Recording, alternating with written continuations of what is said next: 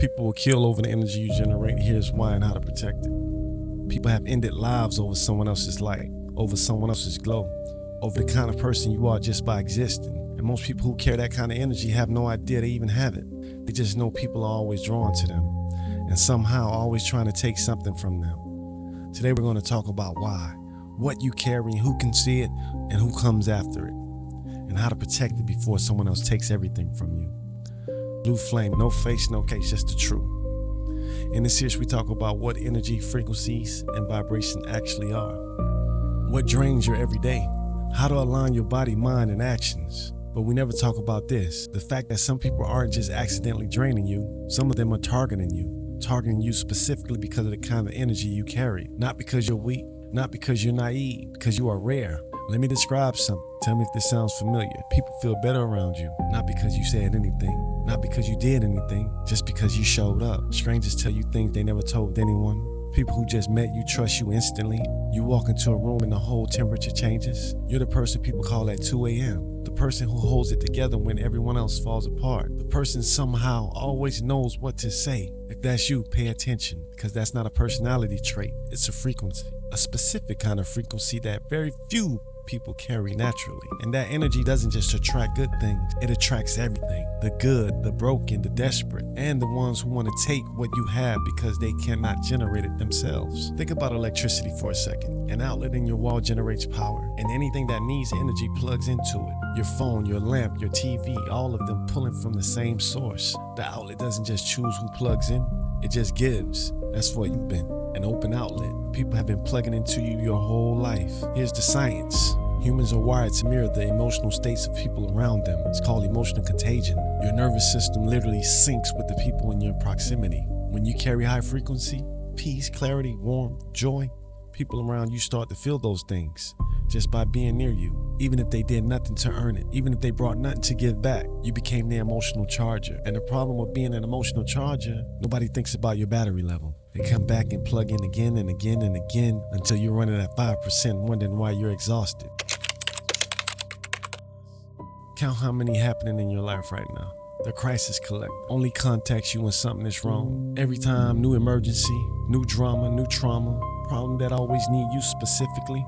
When things are good in your life, when you need something, they disappear. Not in a relationship with you, in a relationship with your capacity to help. The dimmer switch, harder the spot feels like small things. You share something good, they find a problem in it. You talk about your goals, they remind you why it probably won't work. You're excited, they're always just slightly flat off. They cannot genuinely celebrate your joy. Happy, thriving people don't make good energy sources. They need you slightly down to feel their presence is useful. They don't blow your light out, they just keep turning down the dimmer.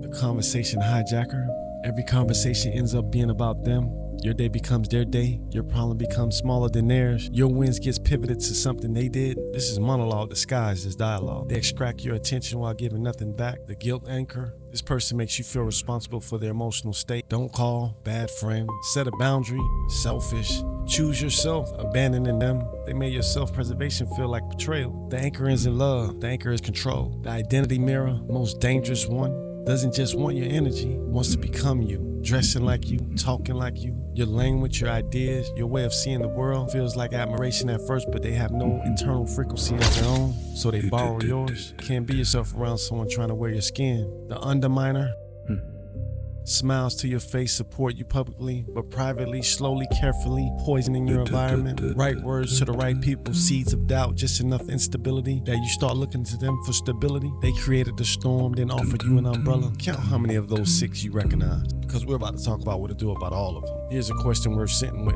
Why you? Out of everyone in the room, out of everyone in their life, why do they keep coming back to you? You are a high frequency source. You generate more warmth, light, calm, clarity than most people around you. And people running on low, fear, emptiness, unhealed wounds, they can feel that, not always consciously. And here's the part that is uncomfortable to hear. Some of what you've been calling love, some of what you've been calling friendship, some of what you've been calling family was dependency. They didn't love you. They loved what they felt when they were around you. There's a difference. And knowing the difference keeps you from pouring yourself in for people who are feeding, not loving.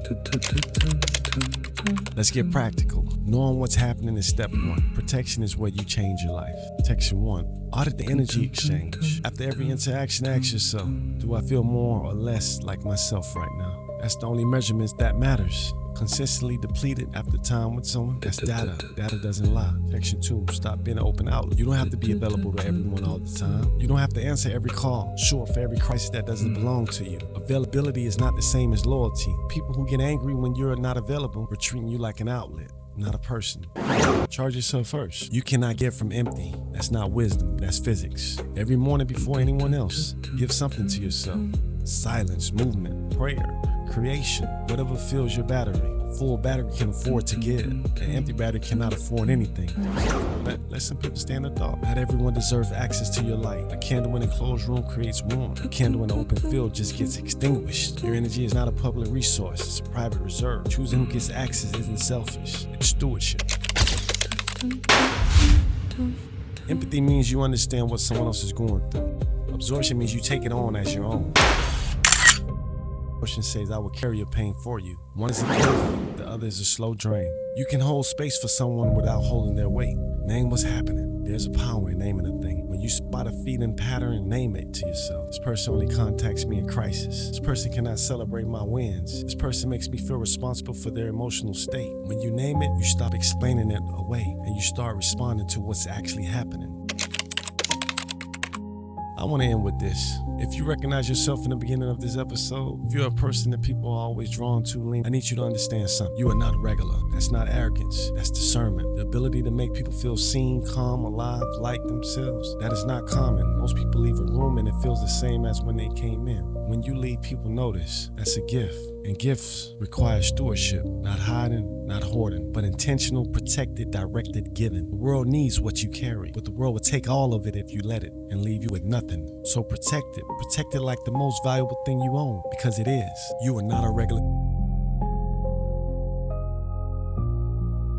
and build entire lives around trying to access. This is not an accident. That is not luck. That is who you are at a frequency level. And the only thing standing between the gift and the people who want to drain it dry is your willingness to protect it. Not by becoming cold, not by becoming closed, but becoming conscious. Know what you carry. Know who gets access. Know the difference between people who love you and people who love what you give them. That's the difference. That difference will save your life. Blue flame, no face, no case, just the truth.